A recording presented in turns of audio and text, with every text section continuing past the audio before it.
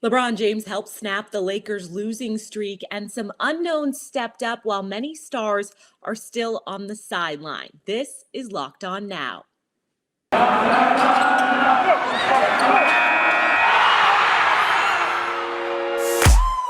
The biggest games, the best performances, expert analysis. You are Locked On Now.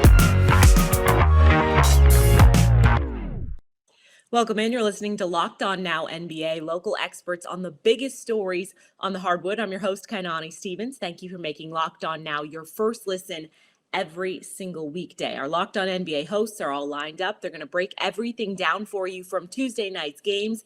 The Los Angeles Lakers won for the first time in 6 games last night. That's our biggest game. The biggest game. The Lakers were able to snap a 5-game losing streak last night on the road against the Rockets, and fill-in coach David Fizdale switched around the rotation a little bit to get the job done. Here's Locked On Lakers to explain. This is Andy Kamenetsky, co-host of the Locked On Lakers podcast, and the Lakers snap a 5-game losing streak in Houston against the Rockets, 132-123. Some interesting lineup decisions by David Fizdale, interim head coach right now with Frank Vogel still in the COVID protocols. Talen Horton-Tucker moves to the bench. Malik Monk starts tonight. Stanley Johnson, in only his second game with the Lakers on that 10-day hardship deal, he starts at power forward, and LeBron James officially starts the game at the 5. Fizdale also only went with an 8-man rotation in this game. A lot of back and forth. There were several moments where you wondered if the Lakers would actually pull this thing out, but a combination of Rockets inexperience, plus LeBron and Russell Westbrook both having triple-doubles, 20-plus point games from Malik Monk and Carmelo Anthony was ultimately enough to seal the deal. A lot more to discuss, so make sure that you are subscribing to the Locked On Lakers YouTube channel and that you are making Locked On Lakers your first listen wherever you get your podcasts. Let's go around the league. Elsewhere around the NBA, the Minnesota Timberwolves fell behind early to the Knicks on Tuesday, couldn't quite claw all the way back. Our Locked On Wolves host recaps an ugly game for Minnesota, and they still don't have their most important players.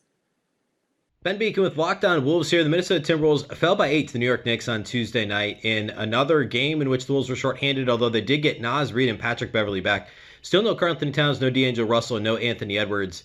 And the New York Knicks were able to make enough shots on a night where Minnesota shot a season worst from beyond the three-point line, only making 7 threes on the night. In particular, Malik Beasley struggled. Jalen Noel followed up a fantastic game on Monday night in the win over the Boston Celtics with a bad shooting night.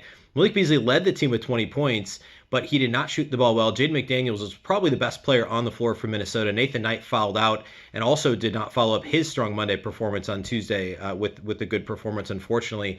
And it was just kind of an ugly game. Both teams were kind of struggling to get anything going offensively.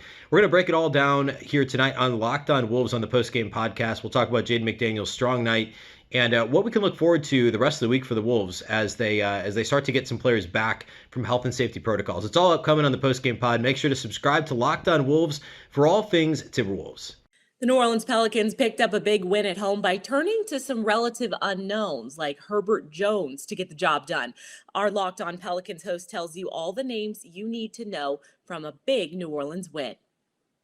Next man up, that was the theme of the New Orleans Pelicans' 108-104 win over the Cleveland Cavaliers. I'm Jake Madison, host of Locked On Pelicans and Locked On NBA. Down Brandon Ingram, down Zion Williamson, Josh Hart, and others, the role players for the Pelicans stepped up in a big way. Devontae Graham had 18 points. Journeyman Garrett Temple sparked a big run, hitting 5 straight threes en route to 17 points himself. G League player and 10-day emergency guy Jared Harper contributed 7 points as well. And after being down 23, the Pelicans, maybe with these guys having nothing to lose, fought the entirety of the way to grab the win. But it was rookie Herb Jones who was the star, and not just the best rookie on the floor, but the best player on the floor this game. Herb has been a revelation this season, playing elite level defense, and his offense was excellent in this one. A career high 26 points, 10 of 18 from the field. He made his threes, he dished out assists, he grabbed steals. It was a bit of a coming out party for the former second round pick. So a great win and night for New Orleans, who continues to fight as the season goes on, and I'll be covering it all over at the Locked On Pelicans podcast. The Cleveland Cavaliers led the Pelicans by 19 points after the first quarter, but Cleveland slowly allowed that lead to disappear and they eventually lost the game. Locked On Cavs details the collapse and another potential injury for Cleveland that they'll have to deal with. Hey everyone, Evan Dammerel here, co-host of Locked On Cavs, with the Locked On Now takeaway after the Cleveland Cavaliers' Tuesday night loss to the New Orleans Pelicans.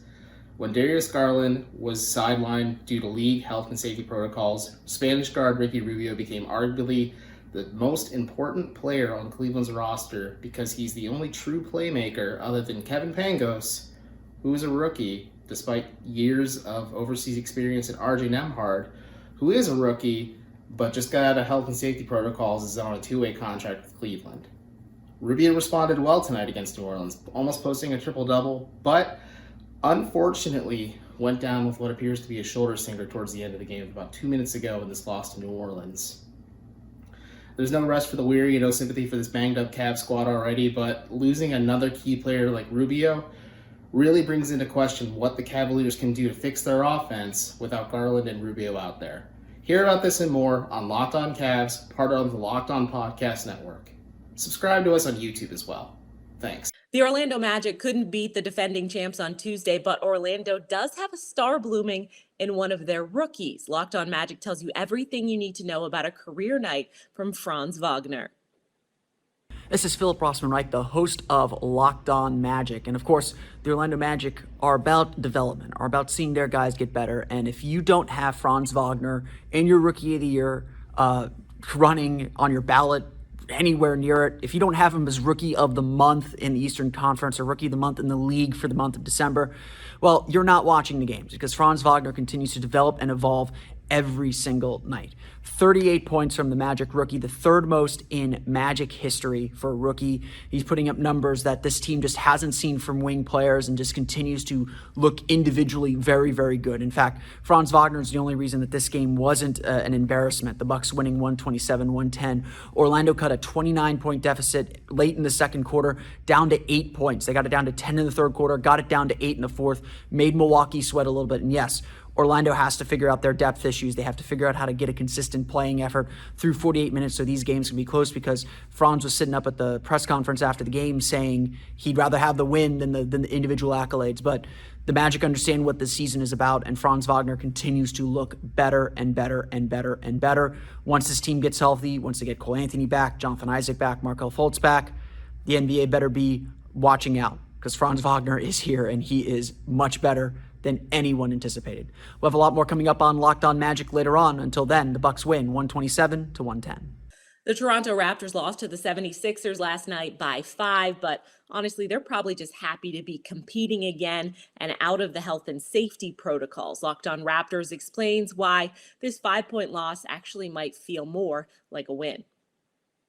As moral victories goes, that one was pretty all right. Sean Woodley here from Locked On Raptors to break down the Raptors' 114-109 loss to the Philadelphia 76ers on Tuesday night. And really the takeaway from this one is all the good that came out of it despite the final score in this game. The Raptors, of course, played a game on Sunday with 4 regular rotation players from their usual bench, deep bench, frankly, and 4 replacement players signed to hardship deals. They lost by 45 points. It was a nightmare. Tonight, they got 3 guys back. Pascal Siakam, one of their best players, if not their best player, along with Gary Trent Jr. and Malachi Flynn. And they really made a difference for this Raptors team. Siakam, in particular, had one of his best games of his career, frankly. He did a wonderful job. The offense flowed through him on basically every possession, and he made beautiful decisions all night long. Had 28 points, 8 assists as well. Probably could have had more, frankly, if some guys knocked down some shots. He was awesome. And then you got some really fun performances from some other guys as well. DJ Wilson, who's one of those 10-day hardship guys, was one of the only actual bigs on the roster, the only, I guess, traditional center against Joel Embiid. And look, Joel Embiid had his way. He had 36 points in this game, but the Raptors did a pretty admirable job holding up with DJ Wilson being their only big. And Wilson wasn't even cleared to play in this game until the second half as he was waiting to get through the COVID protocols. So bizarre circumstances all around. But again, the real takeaway here is that this Raptors team has some juice and there's some life here. And before they got hit by COVID about 10 days ago, they were 5-2 in December, really trending upward. They have a top 10 offense, or had a top 10 offense at the time. Their defense was trending towards the sort of middle of the league as well after starting off really poorly.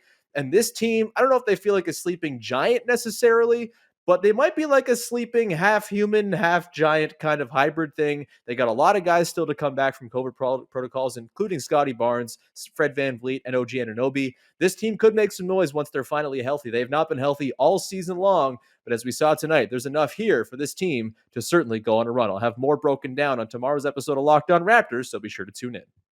That's a wrap for us. Thank you for making Locked On Now your first listen every single weekday. For more on the NBA and your team, make sure you check out Locked On NBA and your team's Locked On podcast. I'm Kainani Stevens. This has been Locked On Now.